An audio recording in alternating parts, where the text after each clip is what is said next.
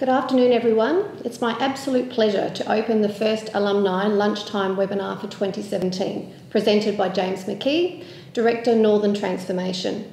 Unfortunately, due to unforeseen circumstances, Dr. Angela Castles, Associate Director, Community Partnerships and Regional Development and Project Director for the Transformation Project on the Cradle Coast, is unable to join us today. My name is Leanne Arnott. I'm part of the Community Partnerships and Regional Development team based here in Launceston, and most importantly, a proud alumna of the University of Tasmania, having graduated in 1996 with a Bachelor of Commerce and more recently in 2015 with a Masters in Business. The Transformation Program has never been just about buildings. Whilst they are important, as they will contribute to the university transforming its thinking, delivery and achievement in teaching and research, at the heart of the Transformation Program is the desire to achieve our social mission, which seeks to achieve better educational outcomes and help improve health and wellbeing outcomes for all Tasmanians and contribute to the economic prosperity of the state. I'm sure that James will agree that it's a really exciting time to be in roles such as ours at the University of Tasmania, roles that are predominantly outward-facing and tasked with ensuring the community voice, including our alumni, is at the centre of our campus's future. James will talk in more detail about this throughout his presentation, but first let me introduce you to James. Prior to his current role, James was the Director, Northern Cities Major Development Initiative. James' primary focus was to facilitate the Tasmanian Government's investment in the 3 northern cities projects in Launceston, Devonport and Burnie. James worked with the project partners to ensure the projects would succeed in delivering the economic, educational and social outcomes for the region and the state. James comes with a wide range of experience and networks both in Tasmania and nationally, having worked across the private, NGO and government sectors in resource management and regional development, particularly in water management, agriculture and tourism. He has been part of many economic development initiatives here in Northern Tasmania over the past decade and was until recently the CEO of NRM North, a member of the UTAS Northern Advisory Board and the National Landcare Ministerial Advisory Committee. He is the Chairman at Tourism Northern Tasmania and of the Launceston Airport CACG. James has a background in agricultural science and management. Following James' formal presentation, we will allow time for some questions from listeners.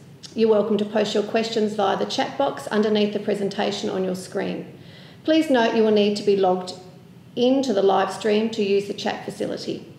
All of your questions will be visible to other listeners, and due to time constraints, we will choose a selection. This webinar will form a living record for the university, which you will be able to access from our website. And now I'll pass over to James. Thanks, Leanne. And can I add my welcome to the webinar? It's a wonderful opportunity to give you some insight into both the background to this project and also where we're at and some of the thinking as we move forward. And again, can I reiterate Angela's apology? Unfortunately, she couldn't be here because she certainly has a depth of knowledge when it comes to the Northwest project. I want to begin the presentation by going back to the rationale that sits behind what we're trying to achieve in the Northern Transformation Project. It very much comes out of a recognition that in the North we have got some significant issues that stem in large part from our underachievement and under-participation in education. And the figures, all the figures bear this out against particularly national averages, but even against Tasmanian averages. And so as this over a number of years has formed into a fairly sharp conversation about what do we do about this, it's become obvious that there are a couple of elements that needed to be addressed. And particularly, as you'll see on the slide in front of you, the rationale that we believe that lifting educational attainment is the key to building a more skilled, productive and prosperous community. And it's this belief that sits behind all of the bits and pieces that we'll talk about today. We really do want to ensure that as many Tasmanians as possible can get the skills, the knowledge, the qualifications not just for today, but so that we as a community, as Tasmanians, but also particularly in the north, we can participate in the future. And we as a university are critical to that. And so we've embarked on this $300 million Northern Transformation Program. Has three main components to it, and we'll talk about those in just a moment. But I'd like to just spend a few moments going through the background to what I've just done briefly. I talked about briefly, and that is the question: what is this thing called Northern Transformation? The first is that we are here as a university for Tasmania. We have to, as the only university on the island, cater to a whole range of students and potential students. We have to work with the industry, with government, in a way that most other universities don't need to. We are also at the same time a high-performing research-intensive university, and that's absolutely critical to our success, the success of our mission as a university. But at the same time, teaching and particularly teaching that focuses on delivering job-ready graduates is absolutely critical, again being the only university on the island. And so this idea of lifting educational attainment, lifting participation in higher education is not just a nice to have, it's a must have if we're going to remain competitive both as a university and also as an island state. And so the north with its has become a particular focus, the north and the northwest. And what became really obvious over the last few years is the need for fit-for-purpose infrastructure. If we're really going to hit our targets, and in this case growing higher education participation by 10,000 students, and in turn driving a lot of the things we talked around, such as productivity, then we actually have to do something about our infrastructure, our facilities. We have facilities right across the state, in fact, that are a lot of them past their end of life cycle, past their use by date, as well as just being not fit for purpose for what a modern university needs to be. And so a lot of the focus, a lot of the conversation is on this infrastructure, but at the end of the day, the infrastructure is the tool. It's the piece that allows us to deliver the real outcomes, which is the students, and in turn those students being able to participate in future opportunities, future jobs and the economy here in Tasmania. A key part of this then is also about strengthening these research-led economic benefits. So on the one hand, getting students into education, into higher education, but equally making sure that our research is strengthened in such a way that we are supporting the state in a very real way as the economy transitions into the future as well. And so actually building this nexus between research and industry, between research and the economy at large, is an absolute critical part of what we're trying to achieve. Let me just drill down very quickly into where that 10,000 student figure has come from, because it's one of the questions that's often raised. It sounds like a big figure, and it is. It's certainly an aspiration, a challenge in many ways, but it comes from a fairly detailed analysis around what situation we're in and what we could reasonably expect to deliver in terms of seeing more students come through. And on the screen you'll see two fairly simply displayed, for want of a better term, arguments that have sit behind that figure. One is the national average of those above 24 years old and their educational attainment, those with a higher educational degree. And as you can see, Tasmania is sitting well below that national average as a state, and particularly the north and northwest are very low. So the north of Tasmania sits at about 11% on that graph, and the northwest at about 7%. So I think that illustrates one of the significant issues we face, but also demonstrates where the gap is that we're chasing, and that's partly where some of that 10,000 figure comes from. On the second one is a different way of looking at it, and that is, where is this latent demand? Where is the potential that would make up these students? And so you see there, on there we have around that 10,000 between 18 and 24-year-old who are at or have completed university. A fairly significant proportion that are not eligible, i.e. they haven't either finished grade 12 or haven't received an ATAR score or an appropriate ATAR score. But there is this green bar which gives us some insight that we have a large cohort that are eligible but haven't chosen to go to university. And so between that green bar and certainly some of the orange-red bar, there is enormous scope for us to actually see students come into the system and for us to be educating many of those who either don't choose to come to university at the moment or finding ways to help those who are currently not eligible to enter. So as we move to the next screen, the other bit that sits behind all of this, and it's really the university's key participation role in the broader economy, is this issue of how we support through education the Tasmanian economy and some of its challenges. I'm not going to go through the detail of this slide. You can read it at your leisure, but it gives you again an indication of the challenge that we're facing, not just educationally, but how to see education actually support the economy, both in terms of employment and also in terms of productivity. As we move on to the next slide, we in our view, have translated that into our responsibilities. And it's the question, why is the university an important part of the answer to accelerating economic activity in Tasmania? Well, as we've just talked about, a key part of that is a skilled workforce, and we have a significant part to play, along with the education system and along with partners such as TasTAFE. In our own right, we employ significant numbers of Tasmanians, and we would hope as education as an industry grows and as an opportunity that will also grow, particularly when it comes to the opportunities around international students.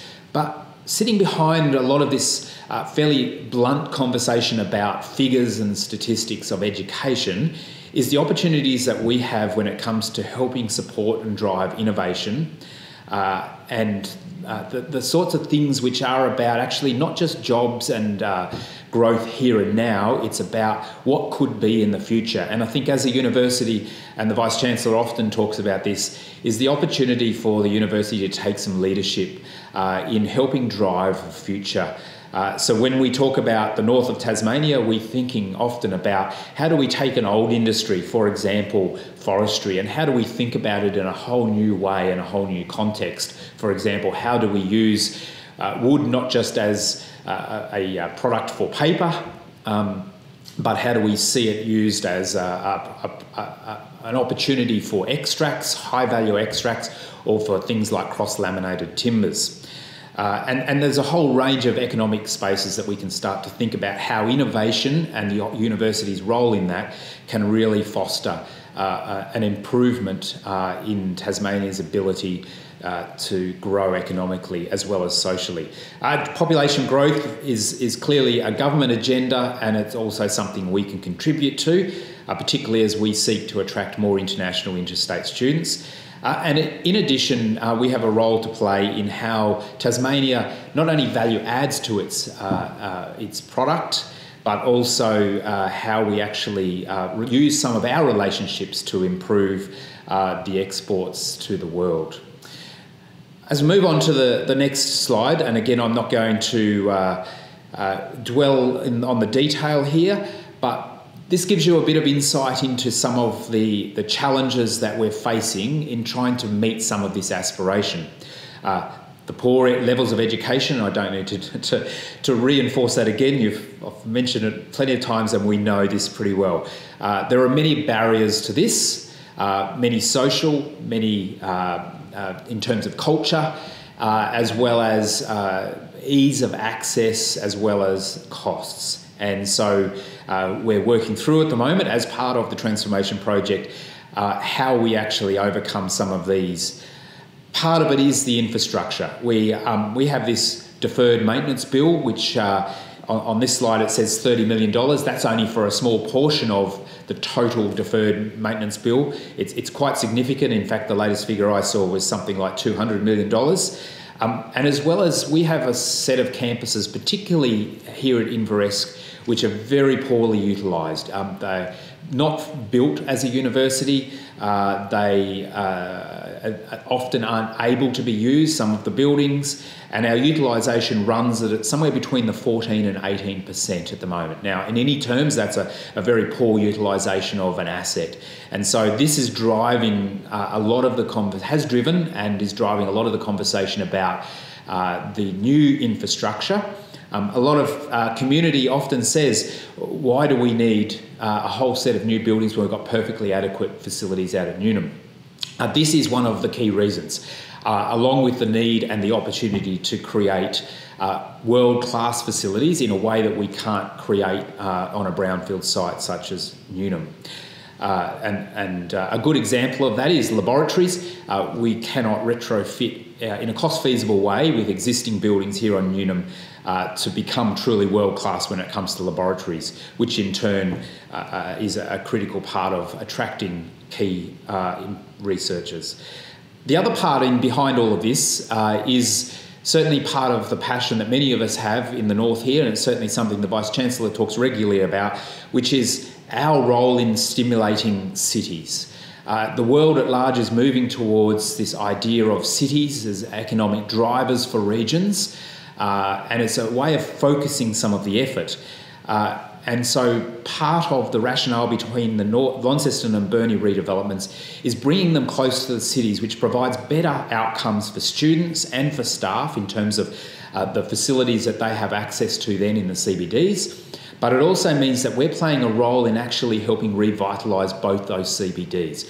This is something that's just happening around the world, and we've seen on a number of visits around the world where this movement of universities playing an active role in revitalising cities, both in terms of the intellectual capital as well as the investment in infrastructure.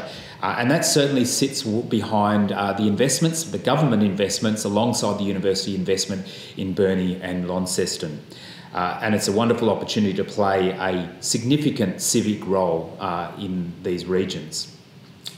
And so we've taken these challenges. A lot of what we're proposed to do is exactly about addressing those challenges. The associate degrees, which is about coming and helping support, breaking down some of those barriers to university, making it more less cost prohibitive, more affordable, and less requirement to move away from a location to get some form of higher education.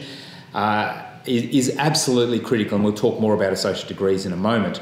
The infrastructure investment, as we've just talked about, has many facets to it. So as you see on this next slide, there really are three key components to the Northern Transformation Program. The two campuses and the redevelopments that sit in there, but really importantly, and it's a bit of a personal passion, even though it's not mine in terms of oversight or direct responsibility, is the associate degrees. We've seen around the world, and particularly in the United States, how associate degrees provide access for people who otherwise would never even be able to dream about, think about university or higher education. Linking with those associate degrees and the opportunities that they bring, both in their own right, as a useful end point for employers and employability, but also the opportunity to use this more flexible model so that we can work more closely with the likes of TAFE, so that there is, as closely as we can approximate, a one-for-one pathway, one-for-one type of approach to transfer through the system. And as Professor Janelle Allison likes to point out, it provides an opportunity all the way from school to postgraduate qualifications for people to dip in and out and know that they haven't lost the value of the study that they've done at any point in time. And so this idea of pathways is absolutely crucial, and associate degrees fill what has up to now been a critical gap in exactly that. that conversation, along with the research conversation and some of the desire to create distinctiveness in the space of research in both Launceston and Burnie, along with the need to continue to grow our traditional bachelor and postgraduate qualification areas, is what's driving the form of these campuses at Launceston and Burnie. So that's a really important point. They're not just campuses that are being dreamt up out of someone's imagination. They really are being driven by both the partnerships and this idea of both distinctiveness, pathways, and growing our traditional degrees. We're obviously not in this alone, and partners, as you can see on this slide, are crucial. The federal government is a major contributor here, and along with the state government. In terms of funding contribution, and so the three equal contributors funding-wise, the federal government, the state government and the university. It is one of the biggest single financial contributions that the university has ever made to a development program, and that's certainly worth noting. Significant risk, but also significant commitment for the university. The City of Launceston is a crucial partner, while financially not as big, in gifting the land to Launceston in particular, and have to recognise Burnie City Council in the northwest. The two councils are absolutely fundamental partners in this project because their support as well as their giftings of land have made this absolutely possible. TAF remain a critical partner, and in the northwest, the Cradle Coast Authority are also a key partner. Let me quickly dive into the details. So very much was keen to give you a very strong sense of the rationale that sits behind it, so that when we talk about now briefly about where we're up to in terms of the planning, you understand why we're at this point. The slide that you've got in front of you now, which is the Inveresk precinct, or named the future Inveresk precinct, I've hesitated to put up here. These are the original concept drawings. What ends up being on the site is likely to look quite differently, and we're in the middle of exactly that conversation at the moment. But it's the only drawings we have at the moment which fill the space. So please bear that in mind, that they were very early concept drawings. You can get a sense from that of the site. So those of you who know Inveresk will be able to get your bearings fairly quickly. For those who may not be completely aware of the site, the sawtooth buildings on the bottom left side of the slide is the current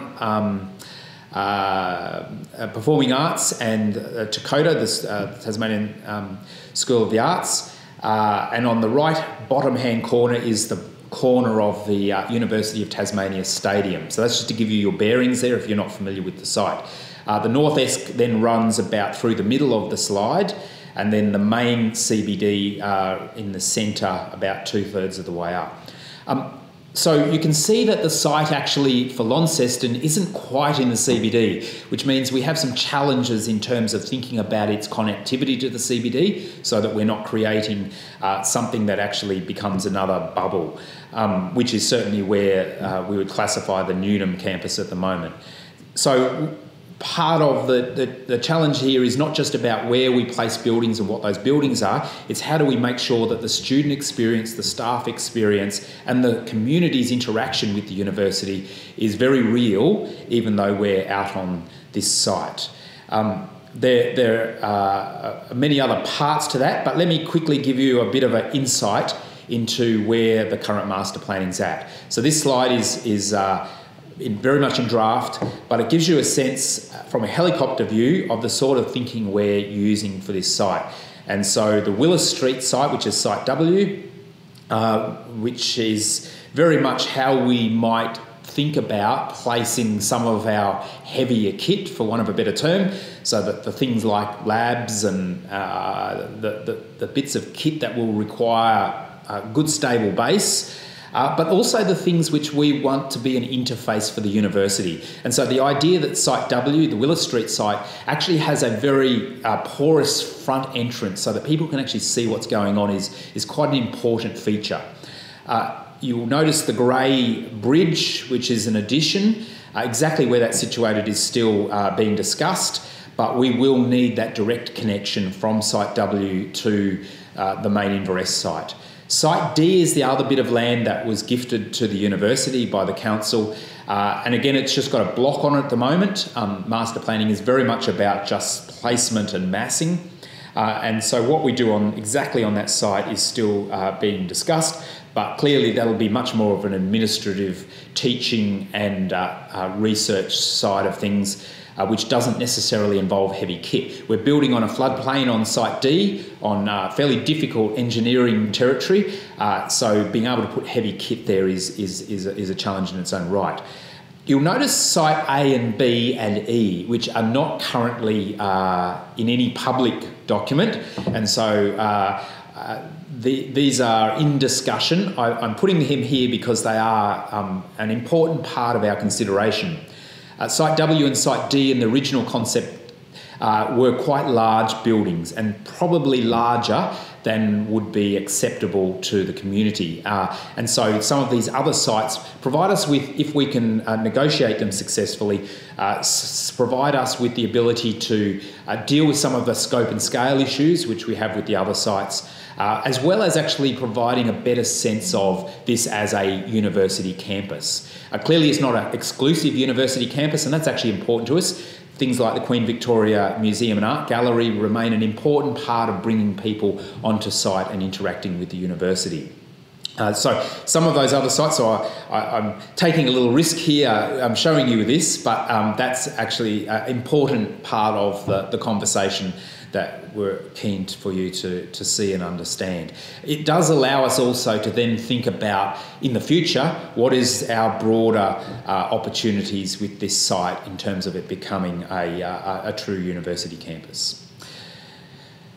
I'm not going to dwell, these again are concept drawings, our buildings will look nothing like them, we suspect, but again, probably to reiterate that on the Inverest site, there is no question about dumbing down. There is as much a commitment to growing our bachelor's degrees, our postgraduate outcomes as there is in growing the new associate degrees. International students become a critical part of this, and there is an aspiration to grow another 2,000 international students, particularly as we start to develop the distinctiveness around the north and northwest offerings. Again, there's a bit of a sense of what could end up on that site next to the stadium, with a whole range of opportunities around teaching spaces, administration. There will be car parking. It's a question which is at the front of many people's minds, as we probably have to build up off the ground, and so that provides an opportunity for that. And one of the really interesting opportunities we get when we talk about both the content and the facilities is the sorts of conversations we can have with potential partners. TAFE, obviously, in terms of that pathway. For example, conversations with the Tas Institute of Sport, because we do specialise in sports science in the north.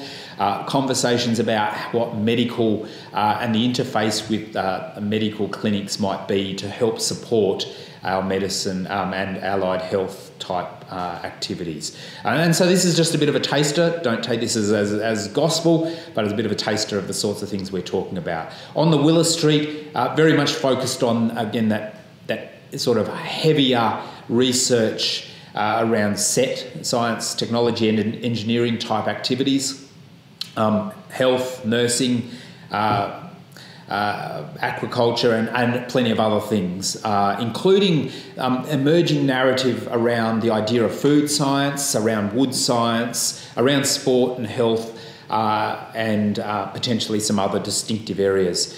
And again, we've put the car spaces in here because it's important for people to know that we certainly will be considering that.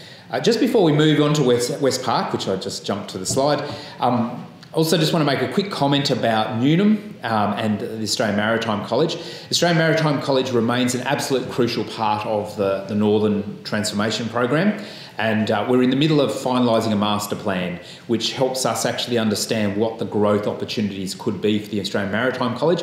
And so in terms of distinctiveness, the growth of the Australian Maritime College, the maritime defence, maritime engineering is absolutely front and centre as a distinctive growth area.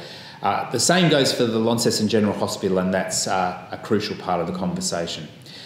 Let's jump now to West Park, and I'll give you a bit of insight, which Ange would have done in more depth. West Park and Burnie is ahead of the game. They have done their master planning and it's been completed, and we'll be going into design phase fairly shortly. It's a pretty ambitious but a wonderful vision for what could be in Burnie.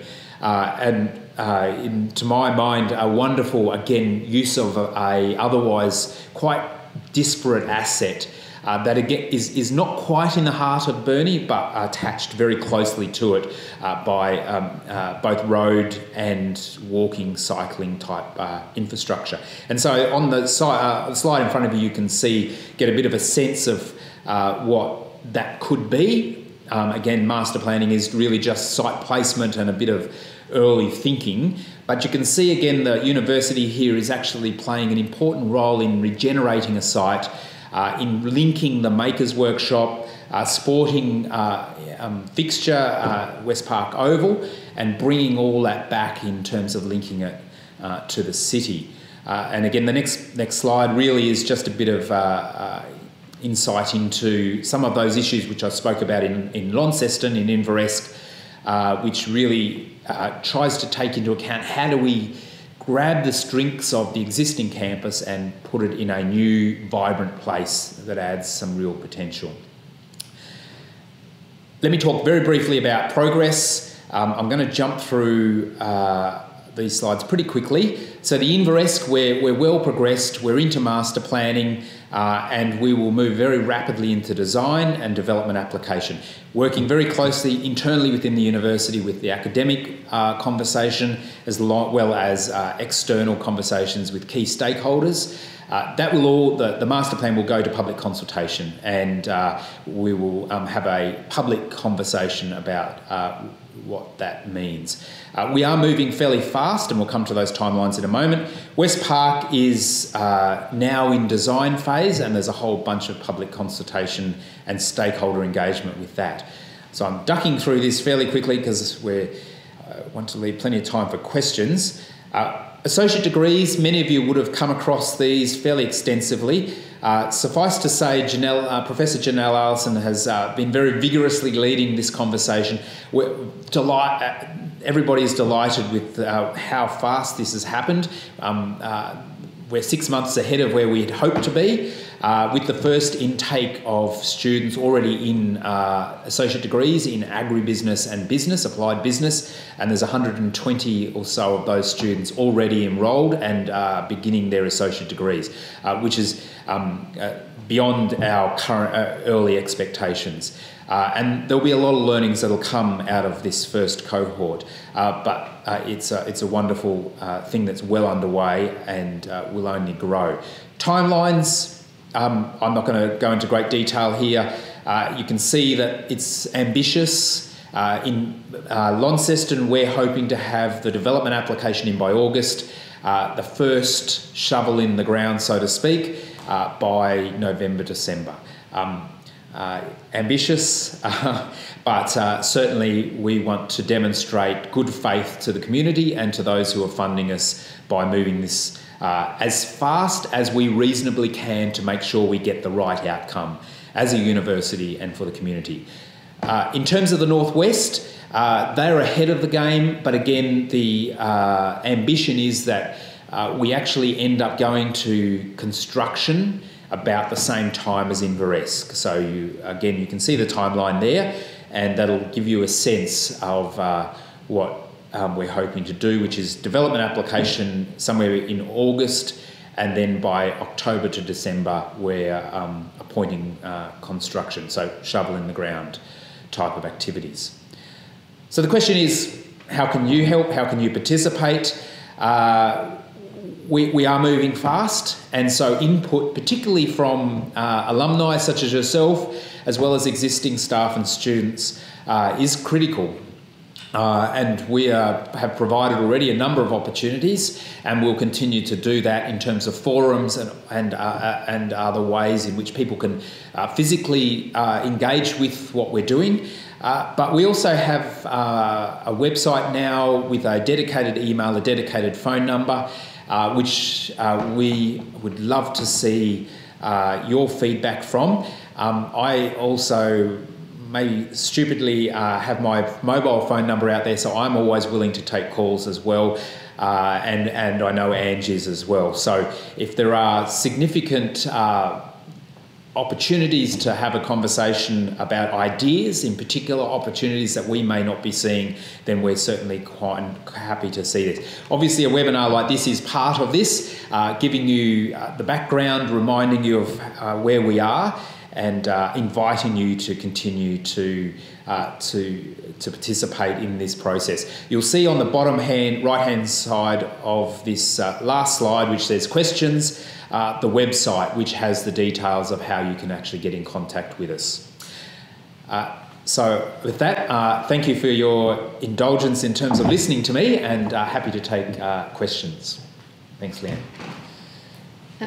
Thank you, James. I believe there's around about a 30-second delay with our broadcasting, so we might just need to give some of the viewers an opportunity to pop their questions online. I guess, James, perhaps a question that I had is your thoughts around the importance of how this will invigorate particularly the Launceston CBD, and some of the thoughts that people might be having around how we might create those linkages between the Inveresque site and also the CBD. Sure. So as part of the master planning, we really focus not just on the built form, on the land that we have responsibility for, but working closely with council in terms of particularly cycling and pedestrian infrastructure and how that links through to the CBD. For those of you who know the site, the pedestrian bridge that I showed before is a critical part of that, but equally how people move then through, how we might be able to use an asset like Albert Hall as part of that stepping stone, how we might also have a presence in some way, shape or form in the city itself as a part of the student experience, student information type of process. And then how, for example, a street like Cameron Street becomes much more friendly and obvious as the movement corridor for students. So while it's not our responsibility in literal terms, that close relationship with the council to make sure that infrastructure is in place is absolutely critical. Yeah. Thank you. It doesn't appear like we're getting any questions. I think James has been very comprehensive in his presentation. So I presume we will just close. And as James has pointed out, there's lots of opportunities for you to make contact with him, to be advocates in our community if you've liked what James has to say today, and to make contact. And so I'd like to thank you, James, for your engaging presentation. It's been fantastic to hear your perspective, and you're very involved in the process as well. And I'm sure that the alumni that have been viewing today have really enjoyed it and learnt a lot. Can I just make one, yes. Just so that people are aware, we do have two key academics that are working with me on, obviously a lot of people working on this project, but Professor Kirsten Orr, who's the head of School of Architecture, is the lead academic in terms of the built environment. So it's a wonderful opportunity for her to get an academic outcome of all of this, as well as participating actively. So the School of Architecture is part of this. And actively participating, and Professor David Adams, from an engagement point of view, is the lead. So it certainly makes my job a lot easier to have two very credible academics actually leading, particularly the academic conversation. Sorry, Kurt. No problem. So this entire webinar has been recorded, and we'll be sending a link to the recordings at the conclusion. So please feel free to share with colleagues and friends if you feel that they would like to enjoy to watch it as well. And we thank you very much for joining us. Thank you.